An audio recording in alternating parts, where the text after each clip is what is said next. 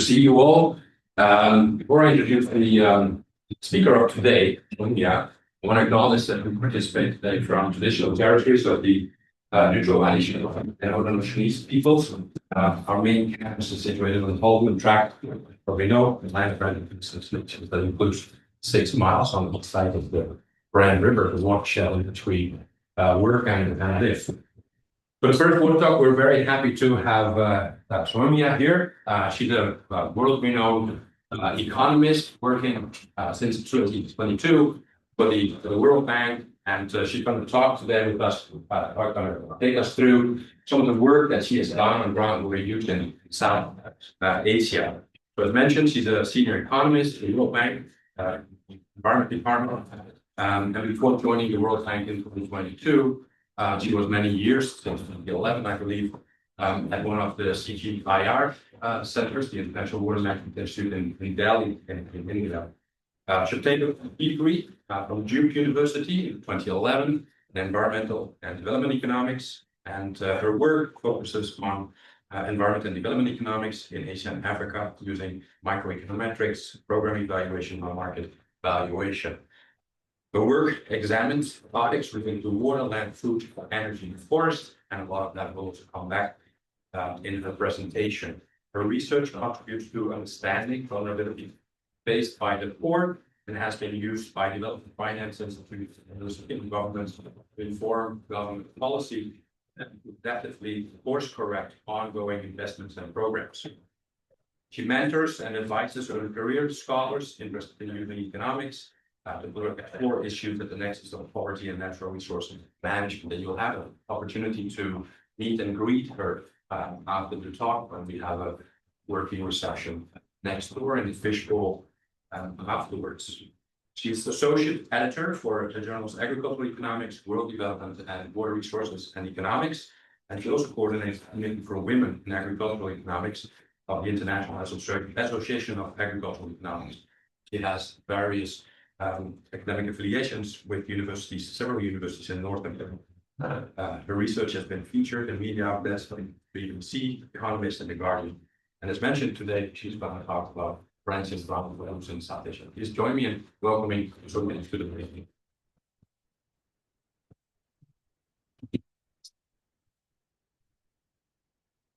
Thank you. Thanks for the opportunity to be here. It's very nice to see you all today. Nice to see Roy. Roy and I have been working for a few years now, but this is the first time I'm actually seeing Roy in person. So some of the paradoxes of living in the modern world. We're connected in one way and less connected in others. So today I'm going to talk to you about South Asia. I've had the opportunity to speak with a number of people today morning. Some in Roy's group, some in Nandita's group. Yesterday, Dustin, where are you? There you are, Dustin. I had the opportunity to hang out with Dustin and his team, look at some of the things that they're doing. And today we're going to be moving to a sort of the other side of the globe. But, as Roy said, the world, there are no other people. You are all my people. And we're all connected in many ways. Some that we can measure and observe, and others that we cannot measure and observe, but they're all real, not the same. So I'm going to talk about South Asia, and I'm going to talk about groundwater, and I'm going to talk about how my thinking has evolved. And when we think about technology, and we think about other ways to manage groundwater. And I'll start by sort of right out there throwing some acknowledgements, some of the materials that I'm using out here. The stuff from Wikipedia, there's stuff from Erie, which is one of the CGIR centers. There's some photographs that I've taken from sort of some of the CGIR websites. So there's some materials out here that are very much acknowledged. And I realize if I start putting these on every slide, it just becomes really hard to start taking up so much space. So I'm putting this out there and here. So smallholder farmers feed the region. And I'm going to start by just giving you some context, because it's perhaps quite different from what you might see in North America. So smallholder is defined as somebody who has less than 2 hectares of land. Now, often that land is not contiguous. So you might have 2 hectares, but it's divided into 3 or 4 pieces, and they're often not together. So smallholders feed the region. So most of the food in South Asia is produced by smallholder farms. And in fact, arguably, smallholders feed the world because almost all farms in Asia and Africa, in certain parts of Latin America, not all, Latin America is limited, are smallholder farms. And as you can see, mean farm sizes are teeny tiny. And on the left out here, you have, I've put here a picture of a house, a dwelling, which is pretty much typical of what smallholder dwellings look like. And on the right, you see this stream of women walking through this rice field, in part because smallholder systems are now feminized. In fact, more women work on smallholder systems. Now, South Asia is also the largest user of groundwater globally. So about 50% of groundwater use globally is in South Asia, and it's for irrigation, for the purposes of cultivating food. And what's interesting about South Asia is that you have a number of high-yielding aquifers, especially in the north, around the Indo-Gangetic plain. However, there is varying geology even within the Indo-Gangetic plain, and certainly as you move into peninsular India. But groundwater irrigation is quite ubiquitous across the region. Okay. Nobody really has numbers on how many wells there are, but we estimate that there are at least 30 million private wells. And these are all mostly being privately installed. So these are not public wells. These were installed by farmers themselves. And it is very, very common for the owner of a well to sell water to other farmers. So as you know, the smallholder himself or herself is small, but you have farms that are smaller. And so it's very common for a well owner to sell water to other farmers who cannot afford to install their own tube well. So tube wells are also sometimes called bore wells or boreholes. I'll use these terms interchangeably. They mean the same in this context. And so the sale of water from the owner to the buyer happens through what the literature calls an informal groundwater market. Though, as Dustin and I have been working on this topic now for a couple of years together, many of these markets are not as informal as we think they are. They're often regulated by local governments as well. But we won't go into that today. I'm happy to answer some questions if people want to know some more about that. But it's also debatable how informal is informal.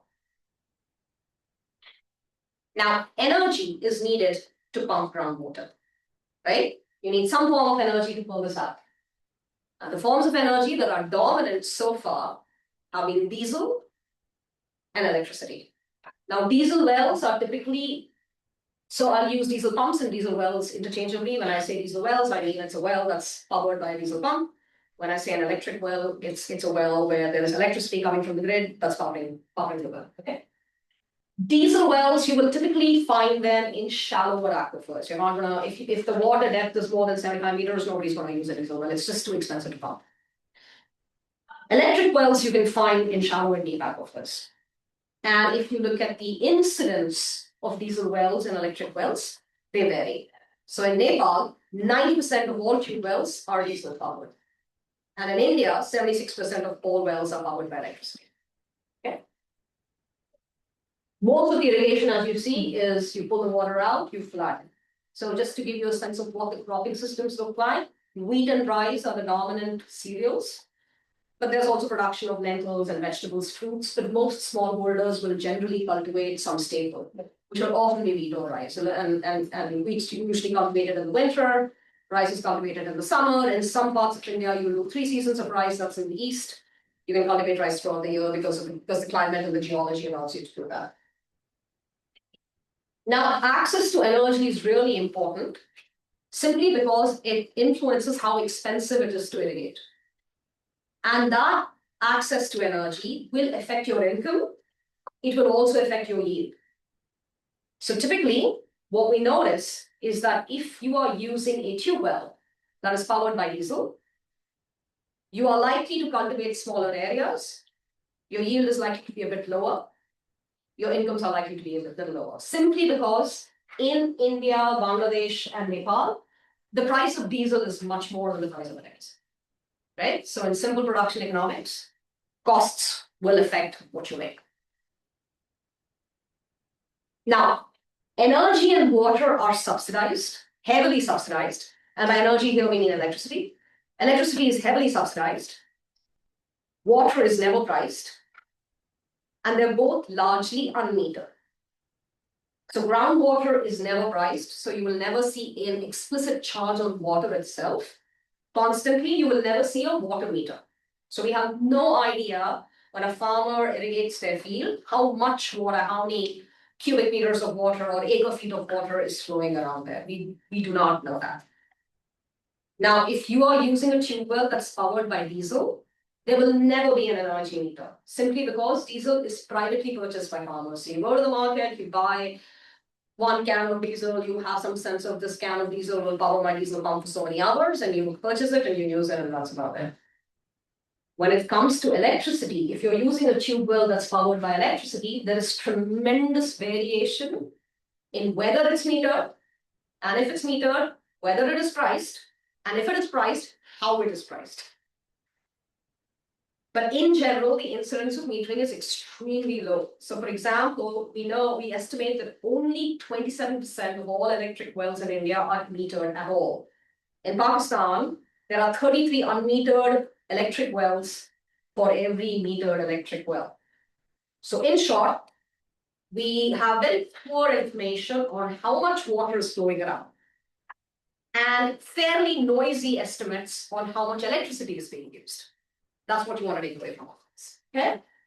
Which is why, if you want to do research in this region, you have to collect your own data. I think I was talking to some of you in the morning about the kind of work that I do, and all the work that I do, I collect my own data. I design my own studies and I collect my own data, and this is part of the reason why, because the things we want to study are things that A, governments don't have data on, and B, even I cannot go and meter 10,000 farms. I mean, it's just not possible. For one, I'll be driven away. Nobody will allow me to meter their farms. It's such a political and contentious issue. So that's the reason why I study that, for the work that I do, I go ahead and design my studies and study and kind of collect my data. And the gestation period on what I do is fairly long. And it involves considerable time, energy, and resources as well. So as you can imagine, subsidized groundwater pumping has negatives and positives. So there are a whole bunch of negatives, right? On the negative side, there is no doubt that this highly subsidized groundwater pumping is contributing to falling groundwater levels. So if you look at just recharge of aquifers, if you look at the depth to water in the aquifer, that's falling over time. If you look at, we have monitoring wells in India. Those monitoring wells are perhaps not sufficient in quantity and distribution, given this expansion of tube wells. At the time these monitoring wells were put into place was maybe 60, 70 years ago. A lot has changed since then. So perhaps even the data that we have from our monitoring wells is perhaps not adequate or necessarily representative of what's happening. But be that as it may, we do know that the depth to the water level is falling in all aquifers, including in the high-yielding aquifers in the north. The other big challenge is, of course, if electricity is subsidized, and by subsidized I mean it's practically free in many, many states of India. India is a federal state. We have a federal government and we have state governments. And it is free in heavily agricultural states. Utilities go bankrupt supplying free electricity, right? Because there is no recovery of costs. And that's a huge fiscal burden on the government. Of course, if water is free and electricity is free, you can imagine that irrigation itself would not be very efficient and efficiency would be low. What reason do you have to use water efficiently if you're not going to see a water bill or an electricity bill at the end of the month or at the end of a season, right? But on the positive, that is what helps keep food prices low in India. And access to water, cheap water, helps increase production, helps improve livelihoods, and in general keeps the region food secure. And we definitely know that food security in the region has increased as access to water and groundwater has increased. So we know that there is contribution there.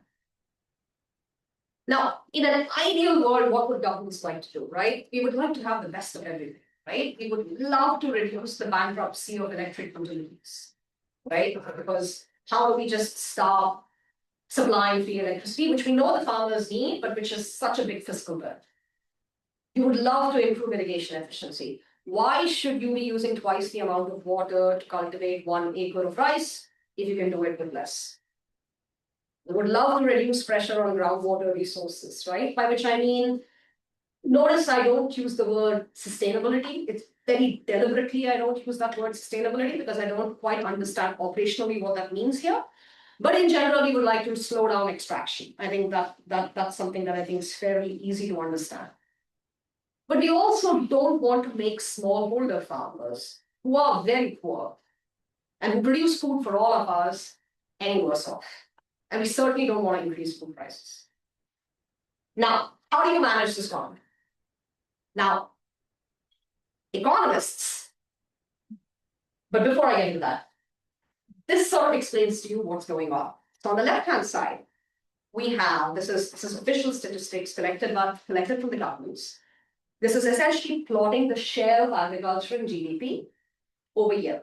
And as you see, the share of agriculture in each of these countries' gross domestic products is falling down, right? At the moment, it's about 22% in Nepal and in Pakistan, and it's sort of even lower in some countries. But if you look on the right, that is agriculture's contribution to employment.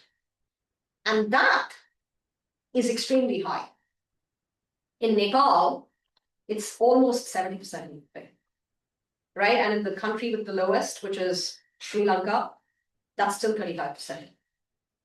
So while agriculture's contribution to GDP is falling, it still remains a very dominant source of employment and livelihoods, especially for the poor.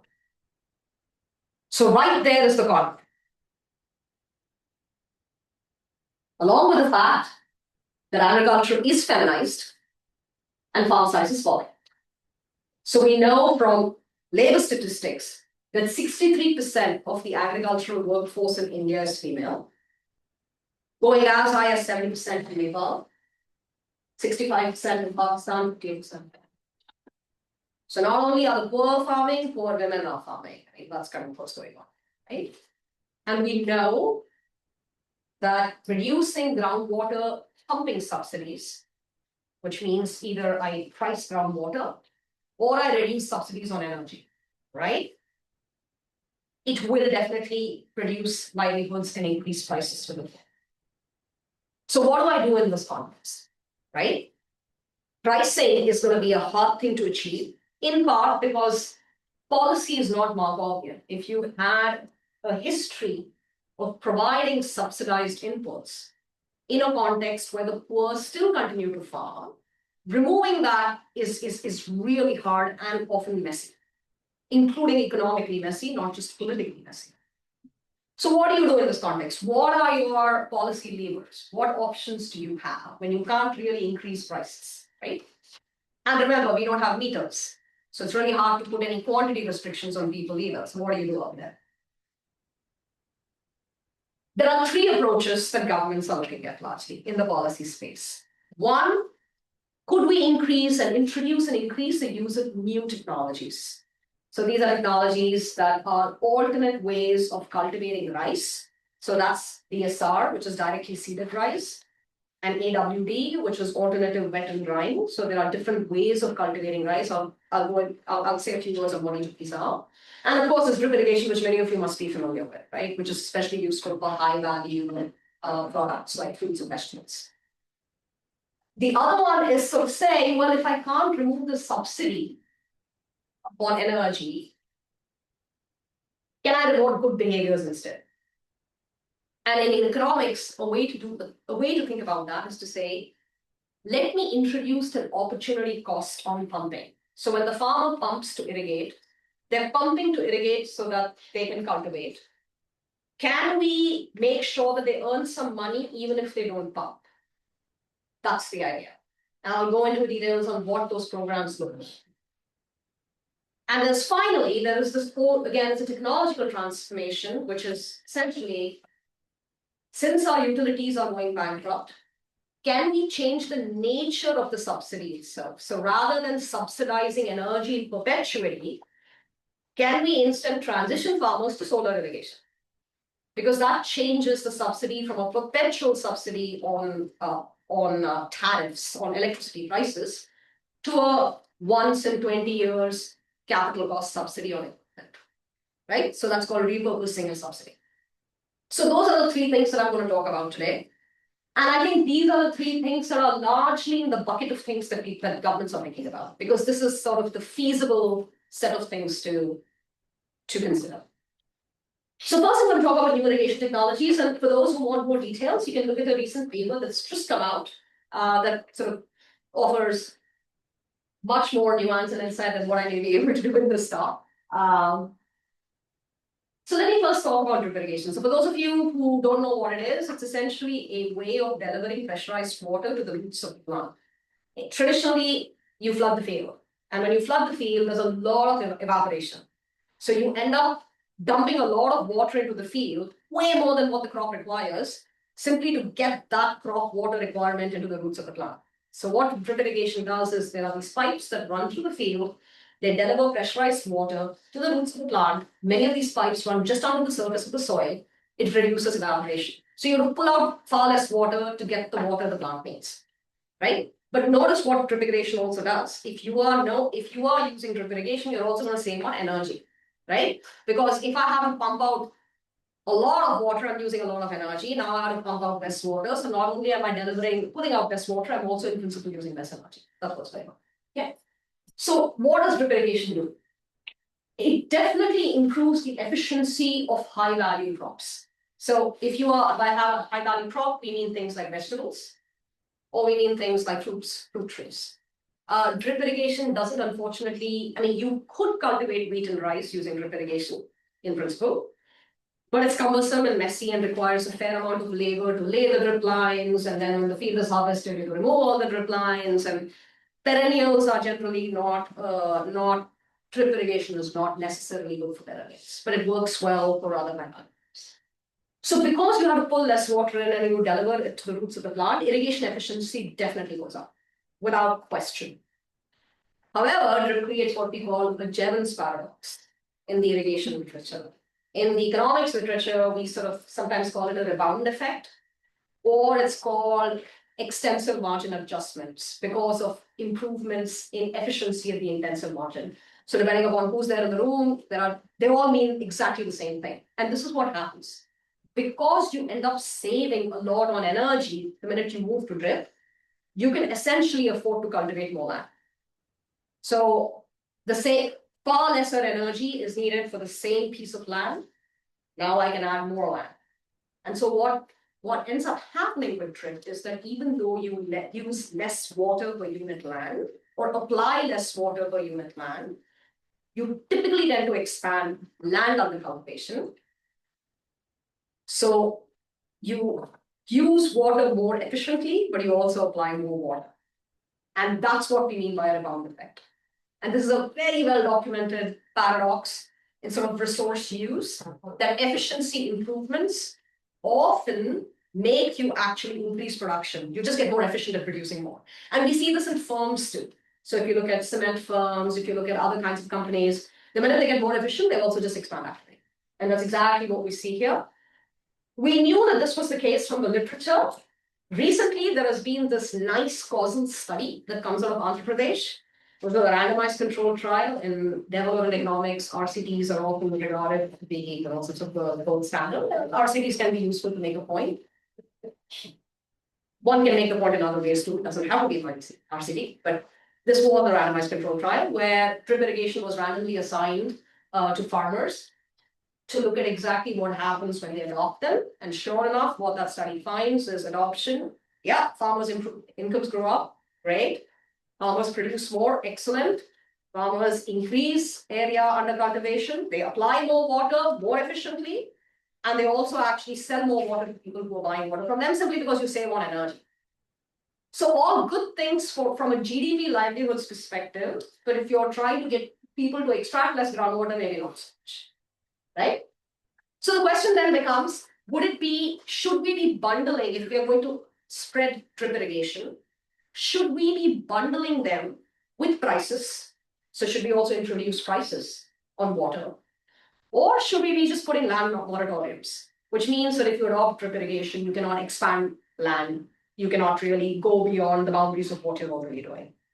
Now, if we were to do that, we really don't understand what the welfare effects are going to be. And by welfare effects here, we mean effects on livelihoods, effects on jobs. Would this affect those who own the well versus those who buy water from the owners differently? We just don't know. It's a black box. And chances are that these answers are going to vary considerably over space and time. And so you can imagine why creating these kinds of policies becomes a little hard at scale. One of the big challenges for even getting drip irrigation out is the weeding story. Now, a very good way to kill weeds is to flood your fields. The minute you can't flood your field or don't flood your fields, you have more weeds. So either now the farmer has to pull it out themselves, or they have to hire people to do the job, which is often villain.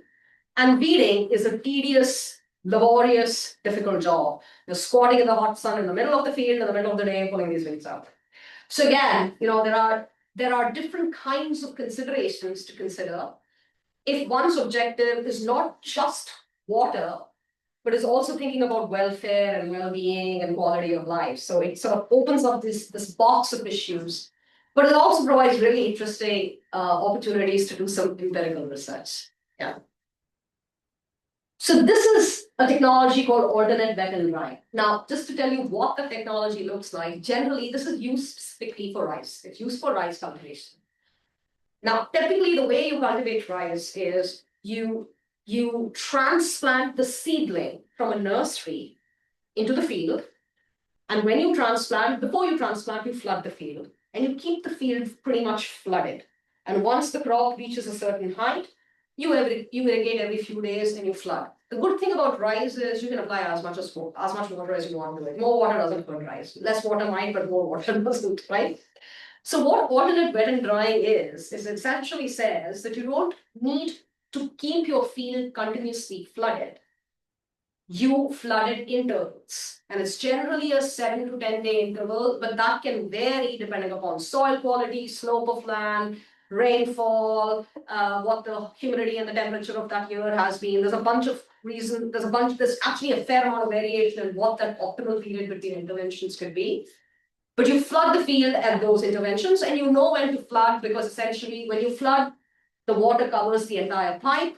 You have a stick to measure how much the water has percolated, and when the water basically percolates to about 25 centimeters from the top of the pipe is when you sort of irrigate. That's generally how it's done.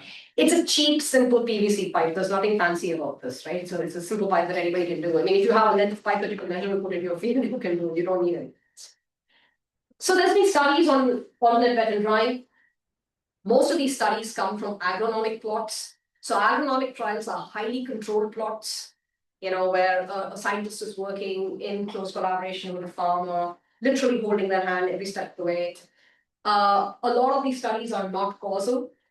So they're observation-based studies.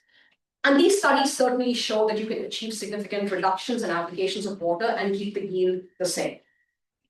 Now, causal studies, does AWD cause groundwater use to be low, right? Those are few and far between. And the ones that have looked at this from a causal perspective actually suggest that in real world conditions, when scientists are not working in close collaboration with farmers, there's considerable heterogeneity in what actual reductions in applications happen. And in fact, your incentive to adopt this pipe and measure in the pipe every day to see should I irrigate now, should I irrigate now, should I irrigate now is very low when you don't see a water bill at the end of the month. Right? There is no incentive. Some emerging research also shows that when well owners adopt alternate wet and drying, somehow water buyers end up purchasing less water. We don't know why. It's an emerging branch of research which folks at Tufts University, this is led by Jayant Chakravarti and Kyle Emmerich, are doing this work. We don't necessarily understand why, but they're looking into it right now. And we don't know whether it's just an artifact of the study or there's something that's happening behaviorally that causes water buyers to say we're purchasing less water and we want to go to all this stuff. We don't understand why it's happening. But if you look at scale, adoption of AWD is very low, despite the fact that it's such a cheap technology and there are subsidies to use it, right? Now, why? because it's hard to sometimes in the real world understand what that optimal period of irrigation is. If you don't get that right, you will have yield penalties, by which I mean you will have a 5% reduction in yield. Now, 5% reduction in yield on a farm which is half an acre is actually pretty big. And that's something that farmers just don't like. The other problem, of course, is extension. Globally, there has been a fall in just the supply of publicly funded extension everywhere. So this is a technology that requires using it, experimenting with it, learning what's appropriate on your land, and then to be able to do it. So that requires a bit more public support, including maybe some kind of bridge insurance, by which I mean not an agricultural insurance program, which is very, very expensive to implement in a smallholder context, but perhaps something like food for work or cash for work, while farmers experiment with this for 2 to 3 years and figure out what works for them. So that any falls in yield on their farms are compensated for by incomes coming in from elsewhere. So we need to think about these things, including the weeding. Because the minute you stop flooding your field regularly, the weeds come up. And you have to pay labor to weed. And if you don't weed, the yield of rice will go down. So in a sense, in the net, this may not be just because the pipe is cheap, doesn't mean implementing that technology is cheap. There may be other costs, labor costs, which go up. And there's, of course, the cognitive costs of just figuring it out. So these are the kinds of things that need to be understood if we want to have adoption of these technologies at scale. A third technology is what we call directly seeded rice. So directly seeded rice is, again, one where instead of transplanting, you sow the rice seed directly into the field. Now, when you sow a rice seed directly into the field, you can't flood the field, or else the seed won't germinate. So you wait for the seed to germinate, and you wait for it to germinate and reach up, a certain height, and then you start flooding your field. So DSR, if applied appropriately, might help you reduce water application in this early stage of crop cultivation. Once the crop reaches a certain height, it doesn't matter. You're gonna apply water the same way no matter what. But it is possible that in this early stage, there may be some lower application of water. But again, there are huge subsidies to adopt this stuff, and yet adoption is very, very low. And from work that I am engaging with in India, this is in collaboration with a local university called Harper Institute of Engineering and Technology and Tel Aviv University. What our initial results are finding is that while DSR does reduce the need for transplanting, because transplanting is when you take seedlings from the nursery, you put them into the flooded field, you need hired labor to do that. You save that. But you need to manage irrigation more actively. So the manager of the field is spending all their time figuring out, should I irrigate today, should I irrigate tomorrow? So what you might save on transplanting labor, you actually might be spending on managerial labor that makes irrigation decisions. We also know that yield takes some time to stabilize. So the first time you do this, you might have lower yields. And of course, because you don't flood in the early part of the season, the weeds come off here. And so you have to have a very active weed management policy. So again, you might save on one type of labor, but you end up increasing other kinds of labor. And our preliminary results from the study in Punjab in India actually show that on the whole, you don't apply any less water. You just change the distribution of when you apply water, especially in the early part of the season. So you apply less water in the earlier part of the season, and then you kind of catch up later on. And in the whole, across the season, things more or less look the same. And now we're going to talk about a second approach, which is really about introducing these opportunity costs on water. Right? Remember what I said, it's hard to price anything. There have been subsidies on it for a long time. It's just hard to remove these both for economic and political reasons. So rather than price things, maybe we can incentivize farmers to do the right thing. And if you want more details on this, you can go ahead and look at this paper, which has also just recently come out. It's in the review of environmental economics and policy. So there are different ways in which this can be done. The first is what's popularly called an electricity entitlement and rebate program. So essentially, It's a tricky program to implement. In part because historically, there's been no metering. Wells are not metered for energy or water. So it's a tricky one to implement, but there have been some pilot programs, and I'll talk a little bit about them and what we find there. So the idea is that it's an alternative to the status quo, right? In the status quo, the way the utility provides electricity to the farmer is to essentially say, we'll give you 6 to 8 hours of electricity. You don't know when that electricity is going to come. So as a result of which, most farmers leave their pumps on all the time. So the minute the electricity runs through the power line, the pumps start flowing. Now, if you're cultivating rice, it doesn't matter at all. You can flood your field as much as you want, right? So it's the alternative to that status quo. And it's an alternative to directly pricing water too. So the idea is that you encourage a farmer to get his well metered for electricity. You don't implement any prices on the farm. Electricity still continues to be free of charge. But you give the farmer an entitlement of electricity. You tell the farmer that if you don't use your entire entitlement, I will buy back the unused entitlement from you. Now, why does this even make any economic sense? It makes financial sense. And the reason is the following. So in the context of, say, India, it costs the utility about 7 rupees per unit to deliver that unit to the farmer. So the farmer uses that unit of electricity, it's basically costing the utility 7 rupees. But let's say I buy back an unused unit for 4 rupees.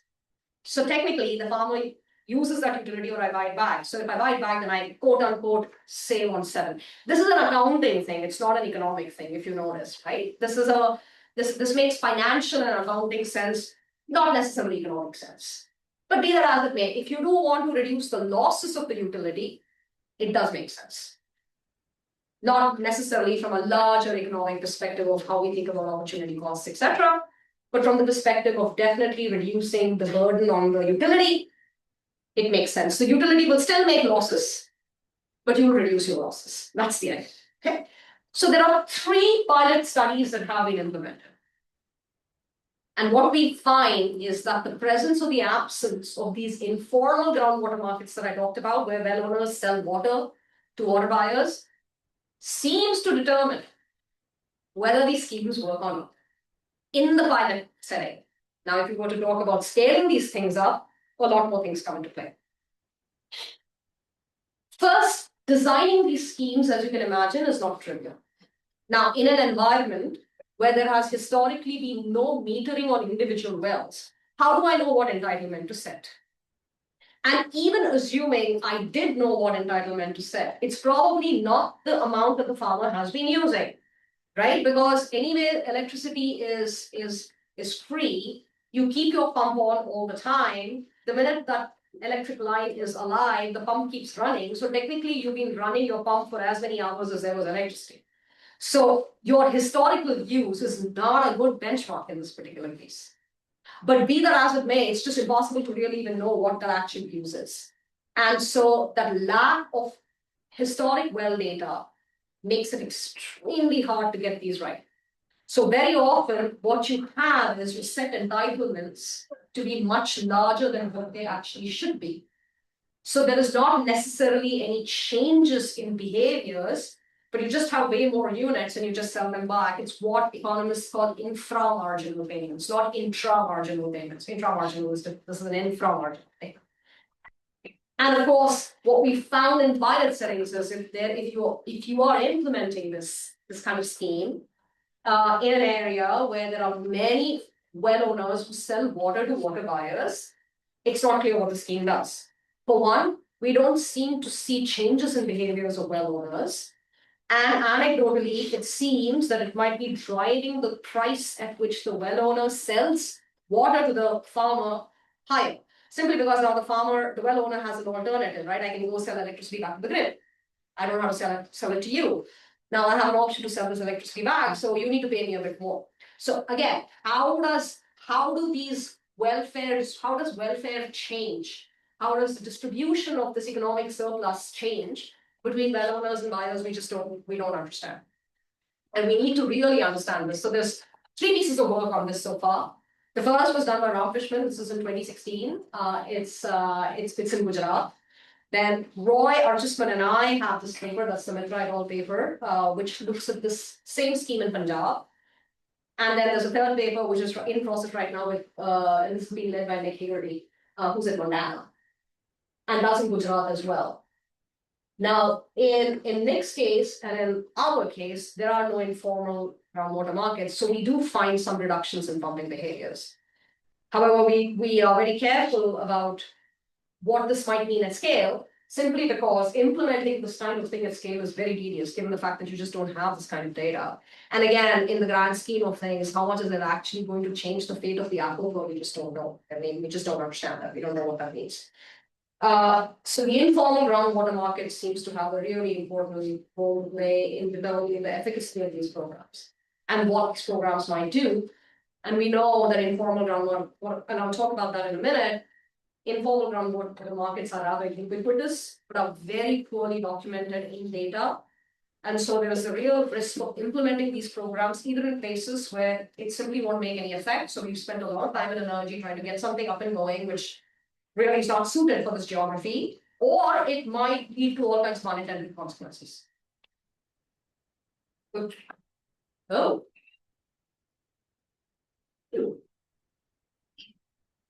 Right.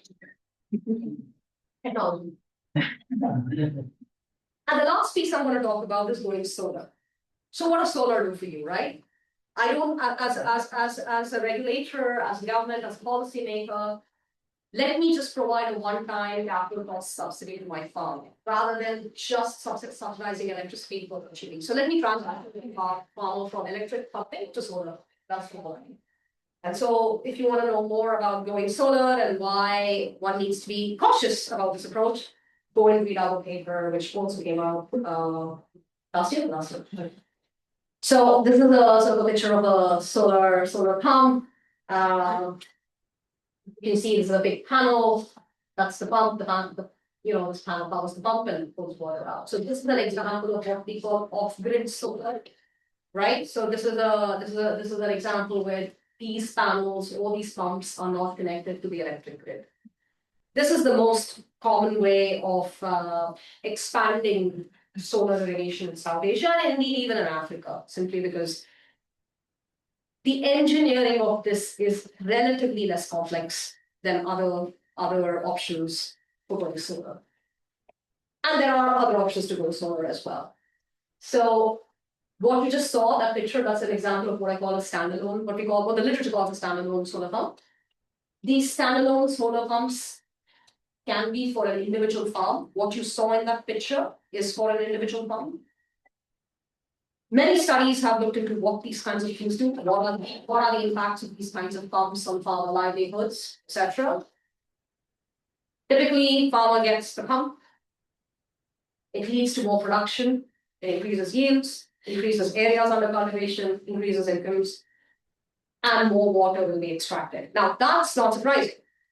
If electricity and diesel are subsidized, solar is free. Once you have the pump, and these pumps are often very heavily subsidized, you don't need to pay anything for this pump. You run the water out. So it's hardly surprising that more water will be kicked out because the marginal cost of pumping becomes zero. That's just, that should not come as a surprise. There are other ways of going solar. You don't have to give. One of the challenges of giving individual pumps to farmers is that even though the price of solar pumps and panels has come down considerably, they may still be a bit expensive for smallholder farmers. So governments still have to subsidize them. We have millions and millions of farms. How many times are you going to subsidize this? So some governments have been considering what's popularly called an enterprise model or a community model. So the idea is that you don't subsidize the individual farmer. You enter into some kind of a public-private relationship where a list of pre-approved private solar companies take on the responsibility of installing these pumps in the field. And then they provide the irrigation service. So you have a pump that's large enough to power, let's say 50, 60 farms. And then the enterprise sets that pump up and provides the service. One of the challenges with doing this is that the minute you have, and the idea there is, we have to subsidize less, right? Because the business will supply these irrigation services to farmers and recover the. One of the problems with that is the minute in smallholder systems, people just don't work on the farm, people also work off the farm. So there will be seasons in which it might be more profitable for the farmer to say, I'm doing some off-farm work. And you know what, I'm not going to cultivate my entire land this season.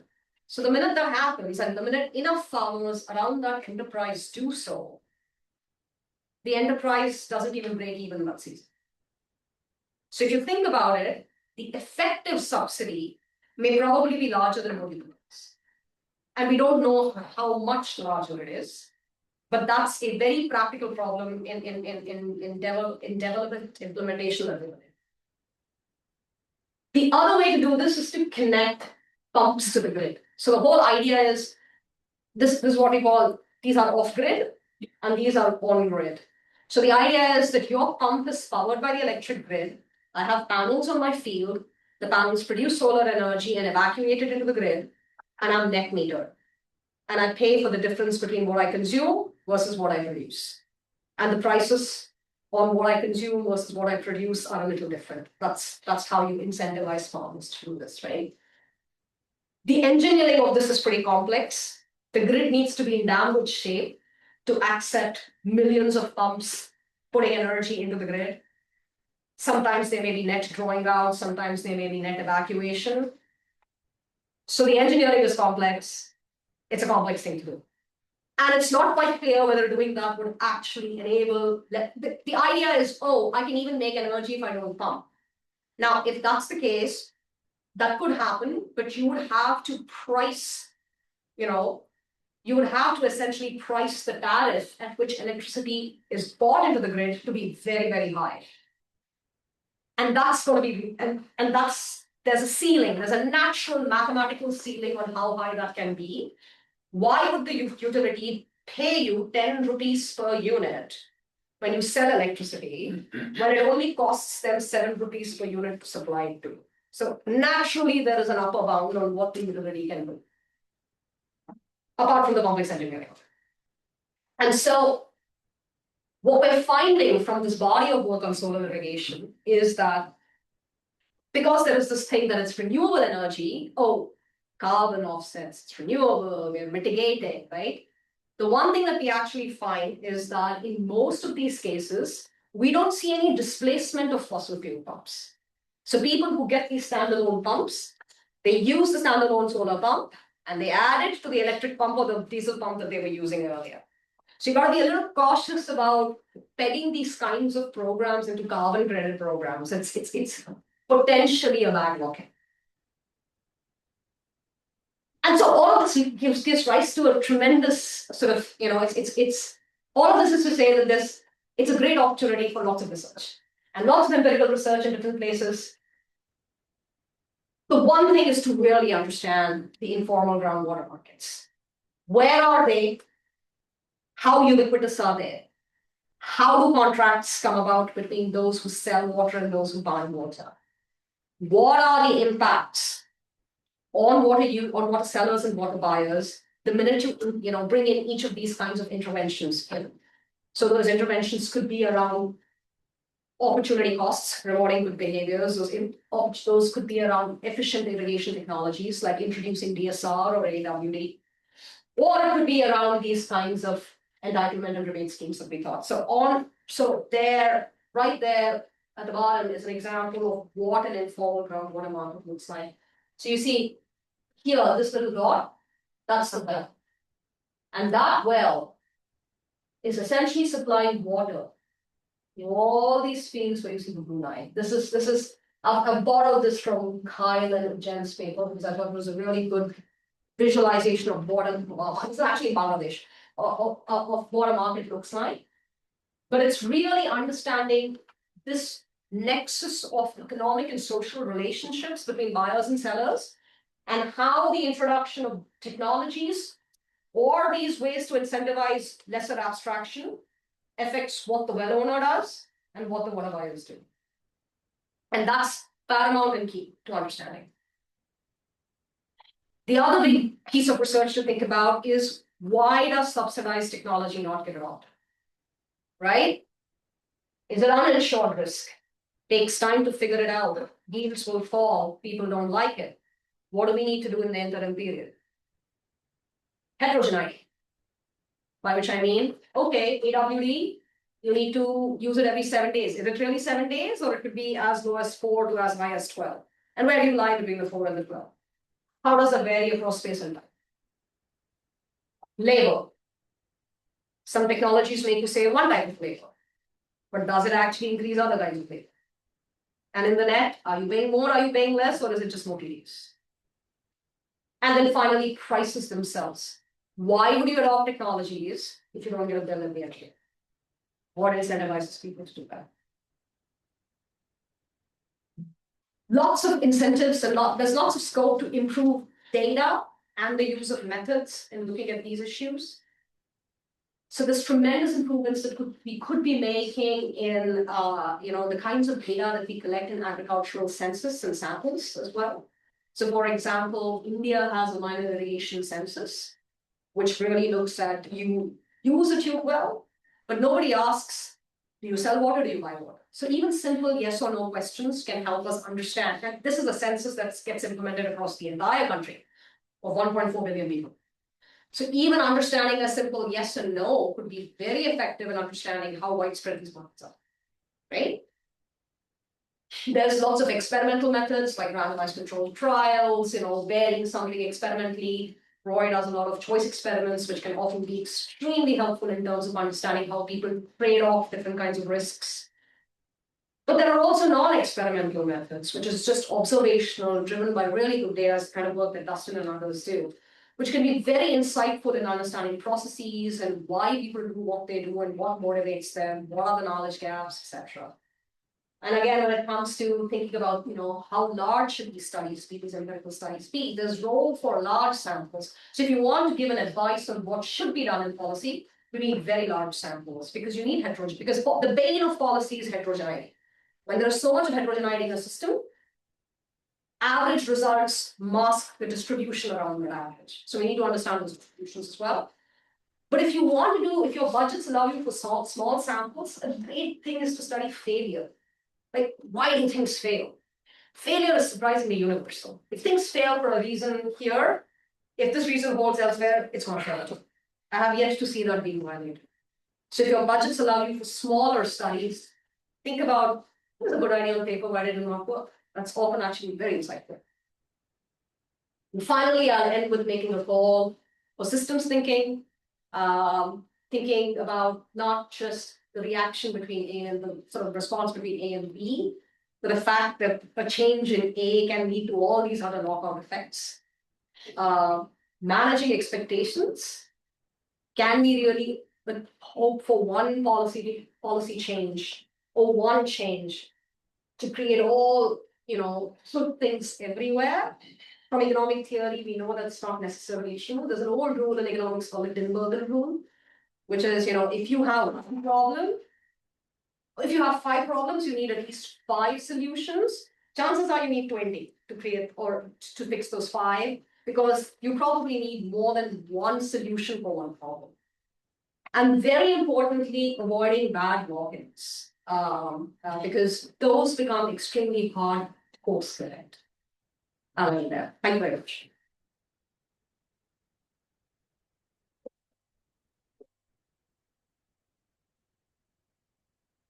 Thank you very much. So we've got 5 minutes for some questions. Anyone who would like to kick off? Please introduce yourself before you ask the question. Sure. My name is Milan Rosen. I'm a grad student here at Waterland in the Faculty of Gen Environment. And I had a question for you about drip irrigation. Yeah. I thought it was very interesting when you said that there was a bit of a trade-off You said those very clear cuts, positives and negatives to irrigation.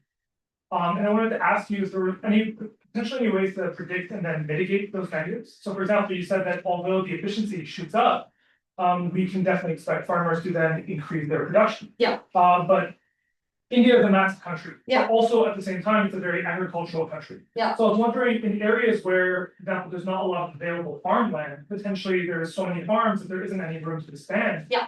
Is irrigation a good solution for those areas where you can't increase your? Yeah. So where extensive margin adjustments don't really happen, where you can't really expand into cultivated area. Expand cultivated area because all land is either cultivated or either irrigated, drip would work fairly well. Yes, yes. But finding those spaces is hard in the Indian context. But there may be some places where you can, yeah, absolutely. Thank you. Yeah. I had a question. I'm Cole. I'm also a grad student. Yeah. I was just curious, like, what is the work in groundwater recharge? Like, obviously, the volatility I know in the Himalayas like helps recharge a lot of those northern aquifers, if I'm not mistaken.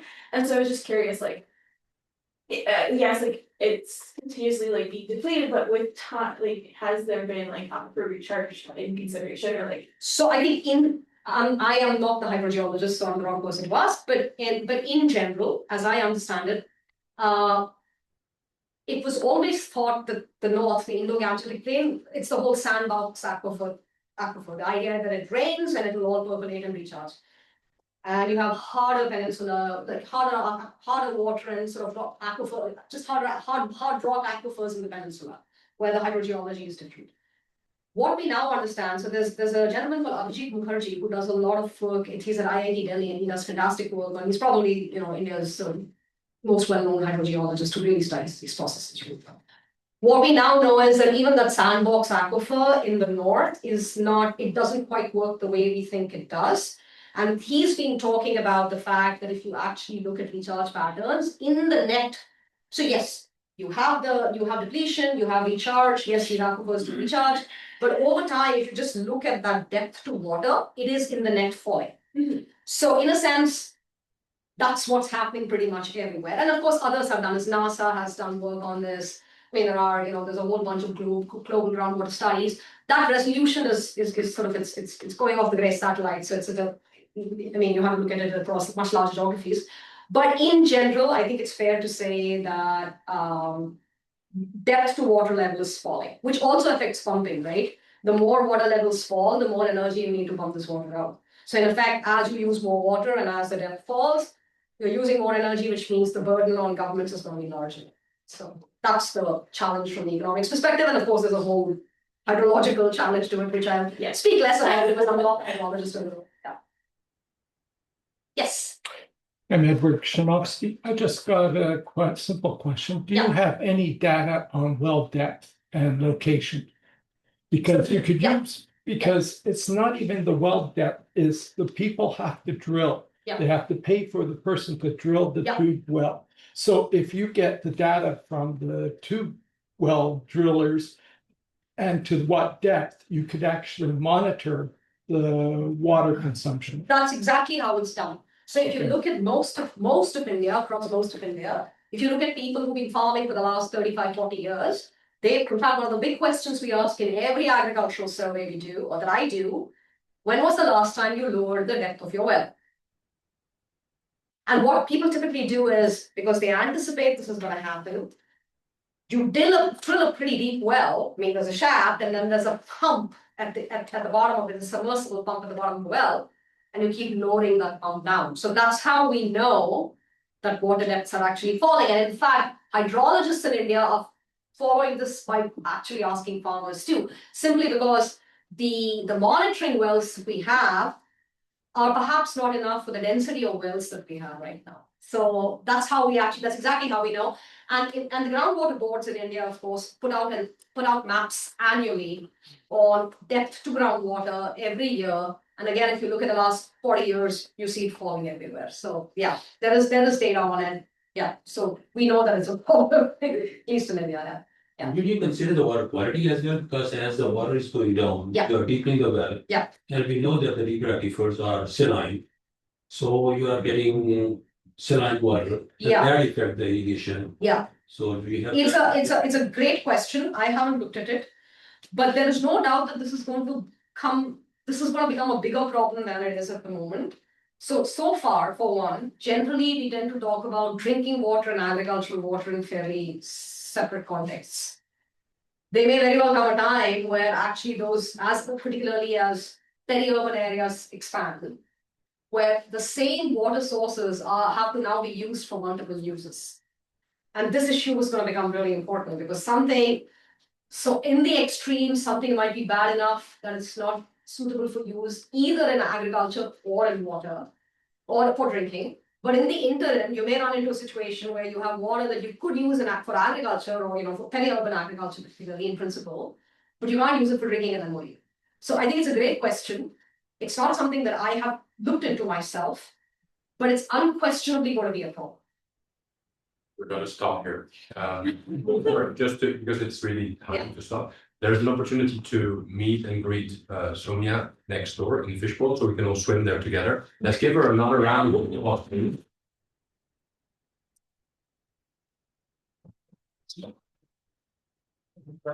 There will be reconvening in the fishbowl.